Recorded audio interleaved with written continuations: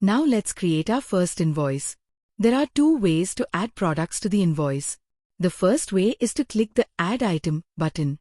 This allows you to manually type in a product name, enter the quantity, and set the price per item. This is great for one-time sales or custom items not in your product list. The second, faster way is using your pre-saved products.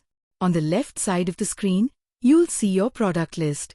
Simply click the plus icon next to any product and it will be automatically added to the invoice. All you have to do is enter the number of quantities you want to bill. Next, we need to configure the tax settings.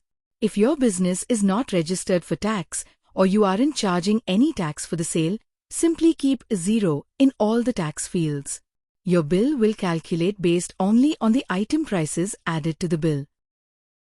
If you are GST compliant and selling within your state, you can split the tax. For example, if the total GST is 16%, you would enter 8% in the CGST field and 8% in the SGST field.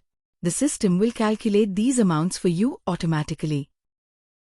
If you are selling to a customer in a different state, you can apply the tax directly to the IGST field.